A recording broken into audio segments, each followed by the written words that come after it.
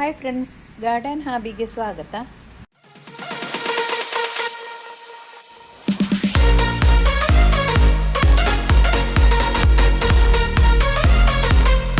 ಸ್ವಲ್ಪ ಮಳೆ ಎಲ್ಲ ಬಂದಿದೆ ನಿನ್ನೆ ರಾತ್ರಿ ಎಲ್ಲ,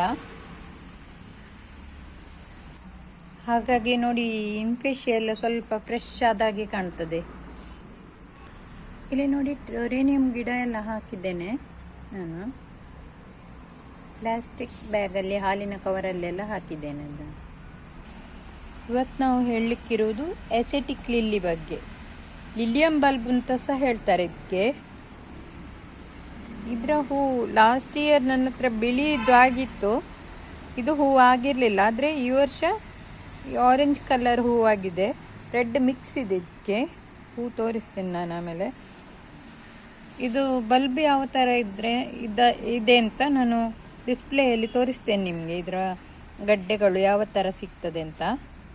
ನಾವು ಇದನ್ನು ಆನ್ಲೈನಲ್ಲಿ ಸುಲಭವಾಗಿ ಪರ್ಚೇಸ್ ಮಾಡ್ಬೋದು. ಒಂದು ಸಲ ಪರ್ಚೇಸ್ ಮಾಡಿದರೆ ತುಂಬ ವರ್ಷ ತನಕ ಅದು ಹೂವಾಗಿ ಹೋದ ಮೇಲೆ ಕಟ್ ಮಾಡಿ ಬದಿಗೆ ಇಟ್ಟರೆ, ಡೈಲಿ ಅದೆಲ್ಲ ಹೇಗೆ ನಾವು ಸೇವ್ ಮಾಡ್ತೇವೆ ಗಡ್ಡೆಗಳನ್ನು, ಅದೇ ಥರ ಇದನ್ನು ಕೂಡ ಇಟ್ಟರೆ ಮತ್ತೆ ಪುನಃ ಚಳಿಗಾಲ ಬರುವಾಗ ಅದಕ್ಕೆ ನೀರು ಹಾಕಿದರೆ ಪುನಃ ಹೂವು ಆಗ್ತದೆ. ಅದರಲ್ಲಿ ನೋಡಿ, ಅದರದ್ದು ಗೆಡ್ಡೆದು ಒಂದೊಂದು ಪೀಸ್ ಹೀಗೆ ಕೆಳಗೆ ಬರ್ತದೆ. ಇದರಲ್ಲಿ ಕೂಡ ಚಿಕ್ಕ ಚಿಕ್ಕ ಗಿಡಗಳು ಹುಟ್ಟುತ್ತವೆ, ಆದರೆ ಇದು ತುಂಬ ಟೈಮ್ ಬೇಕು ಹೂವಾಗಲಿಕ್ಕೆ. ಅಂದರೆ ಅದು ಗಿಡ ತುಂಬ ಚಿಕ್ಕದಾಗಿರುವುದರಿಂದ ನೋಡಿ ಇಲ್ಲೆಲ್ಲ ಹುಟ್ಟಿದೆ ನೋಡಿ.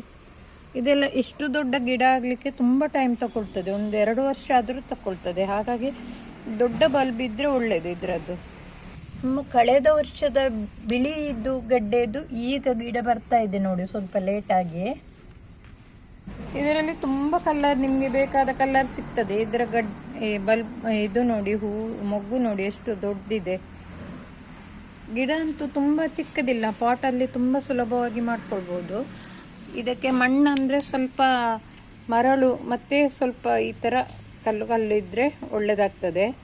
ಅಂದರೆ ನೀರು ಸುಲಭವಾಗಿ ಹರಿದು ಹೋಗಬೇಕು ಈ ಗಿಡಕ್ಕೆ, ನೀರು ನಿಲ್ಲಬಾರ್ದು. ಮತ್ತು ಸಗಣಿ ಗೊಬ್ಬರ ಅಥವಾ ವರ್ಮಿ ಕಾಂಪೋಸ್ಟ್ ಯಾವುದಾದ್ರೂ ಸ್ವಲ್ಪ ಮಿಕ್ಸ್ ಮಾಡಿದರೆ ಆಯಿತು. ಮರಳು ಮತ್ತು ಮಣ್ಣು, ಸ್ವಲ್ಪ ಚಿಕ್ಕ ಚಿಕ್ಕ ಕಲ್ಲಿನ ಪೀಸು ಈ ಥರ, ಮತ್ತು ಗೊಬ್ಬರ, ಸಗಣಿ ಗೊಬ್ಬರ ಅಥವಾ ವರ್ಮಿ ಕಾಂಪೋಸ್ಟ್, ಇದರಲ್ಲಿ ಯಾವುದಾದ್ರೂ ಆಗ್ತದೆ. ಆದರೆ ಮಣ್ಣು ಸ್ವಲ್ಪ ಕಡಿಮೆ ಹಾಕಬೇಕು, ಮರಳು ಮತ್ತು ಕಲ್ಲಿನ ಪೀಸ್ ಸ್ವಲ್ಪ ಜಾಸ್ತಿ ಹಾಕಬೇಕು. ಗೊಬ್ಬರ ಸಹ ಸ್ವಲ್ಪ ಸಾಕಾಗ್ತದೆ. ಇವಾಗ ಇದು ಇಲ್ಲಿ ನೋಡಿ ಮೊಗ್ಗು, ಇದು ಹೂವಾಗುವಾಗ ಎಷ್ಟು ದೊಡ್ಡದಾಗ್ತದೆ ಅನ್ನೋದನ್ನು ನಾನು ನಿಮಗೆ ತೋರಿಸ್ತೇನೆ. ಇದು ನೋಡಿ ಹೂವಾಗಿದೆ ಇದರಲ್ಲಿ. ಕಳೆದ ಸಲ ಬಿಳಿ ಬಂದಿತ್ತು, ಈ ಸಲ ಬಿಳಿ ಇನ್ನು ಚಿಕ್ಕದಾವಾಗಲೇ ತೋರಿಸಿದಲ್ಲ ನಾನು, ಇನ್ನು ಬರಬೇಕಷ್ಟೇ. ಇದು ಇವತ್ತು ಅರಳಿದ್ದು, ಇದು ನಿನ್ನೆ ಅರಳಿದ್ದು. ನಿನ್ನೆ ಅರಳಿದ್ದು ಕಲರ್ ಸ್ವಲ್ಪ ಡಾರ್ಕ್ ಇದೆ, ಇವತ್ತು ಅರಳಿದ ಹೂವು ಸ್ವಲ್ಪ ಲೈಟ್ ಇದೆ. ನಾಳೆಗಾಗುವ ಸ್ವಲ್ಪ ಡಾರ್ಕ್ ಬರ್ತದೆ ಅದು.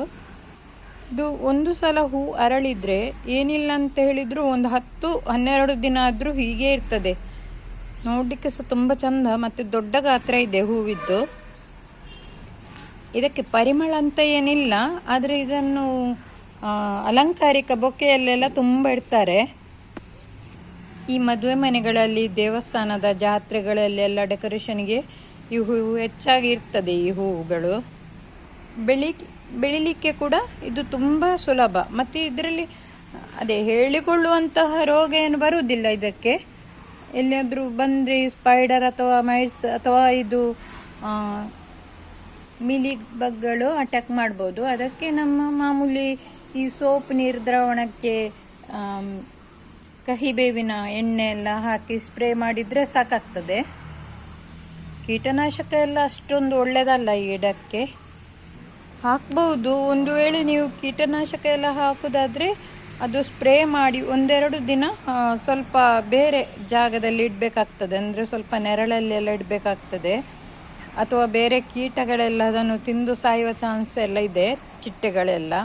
ಹಾಗಾಗಿ ನಾವು ಸ್ವಲ್ಪ ಅದನ್ನು ಬೇರೆ ಹೂವಿನ ಗಿಡದಿಂದ ಬೇರ್ಪಡಿಸಿ ಸ್ವಲ್ಪ ನೆರಳಲ್ಲಿ ಇಟ್ಟಿರಬೇಕು. ಕೀಟನಾಶಕ ಇದು ಕೆಮಿಕಲ್ ಸಿಂಪಡಿಸಿದರೆ ಅಷ್ಟೇ. ಈ ಬೇವಿನ ಎಣ್ಣೆಯಲ್ಲೆಲ್ಲ ಅಷ್ಟೊಂದು ಎಫೆಕ್ಟ್ ಏನಾಗೋದಿಲ್ಲ ಯಾವುದೇ ಬೇರೆ ಕೀಟಗಳಿಗೆ. ಅದು ಆರ್ಗ್ಯಾನಿಕ್ ಆಗಿರೋದ್ರಿಂದ ಹೂವಿನ ಗಿಡಕ್ಕಾಗಲಿ ಮತ್ತು ಬೇರೆ ಚಿಟ್ಟೆಯಂತಹ ಕೀಟಗಳಿಗೆ ಏನೂ ಎಫೆಕ್ಟ್ ಆಗುವುದಿಲ್ಲ ಈ ಬೇವಿನ ಎಣ್ಣೆ. ಸೊ ನೋಡಿದ್ರಲ್ಲ, ನೀವು ಇಂಥದ್ದೊಂದು ಗಡ್ಡೆಗಳನ್ನು, ಈ ಹೂವಿನ ಗಡ್ಡೆಗಳನ್ನು ಆನ್ಲೈನಲ್ಲಿ ಪರ್ಚೇಸ್ ಮಾಡ್ಬೋದು. ಇದರಲ್ಲಿ ಇನ್ನೂ ತುಂಬ ಚಂದದ ಕಲರೆಲ್ಲ ಬರ್ತದೆ. ಹಸಿರು ಒಂದು ಬಿಟ್ಟು ಬೇರೆ ಎಲ್ಲ ಕಲರ್ ಸಹ ಈ ಎಸೆಟಿಕ್ ಲಿಲ್ಲಿಯಲ್ಲಿ ಸಿಗ್ತದೆ ನಿಮಗೆ. 1 ವರ್ಷ ಪರ್ಚೇಸ್ ಮಾಡಿದರೆ ನೀವು ಇದರ ಗಡ್ಡೆಗಳನ್ನು ಪ್ರತಿ ವರ್ಷ ಇದರಲ್ಲಿ ಹೂವಾಗ್ತದೆ. ನಿಮಗೆ ನನ್ನ ಚಾನಲ್ ಇಷ್ಟ ಆದರೆ ಲೈಕ್ ಮಾಡಿ, ಶೇರ್ ಮಾಡಿ, ಹಾಗೆ ಹೊಸಬರಾಗಿದ್ದರೆ ಸಬ್ಸ್ಕ್ರೈಬ್ ಮಾಡಿ. ಯಾರೆಲ್ಲ ಸಬ್ಸ್ಕ್ರೈಬ್ ಮಾಡದೆ ವಿಡಿಯೋ ನೋಡ್ತಾ ಇದ್ದರೆ ದಯವಿಟ್ಟು ಸಬ್ಸ್ಕ್ರೈಬ್ ಮಾಡಿ. ಹಾಗೆ ನಿಮ್ಮ ಅಭಿಪ್ರಾಯಗಳನ್ನು ತಪ್ಪದೆ ಕಮೆಂಟ್ ಮೂಲಕ ತಿಳಿಸಿ. Thank you.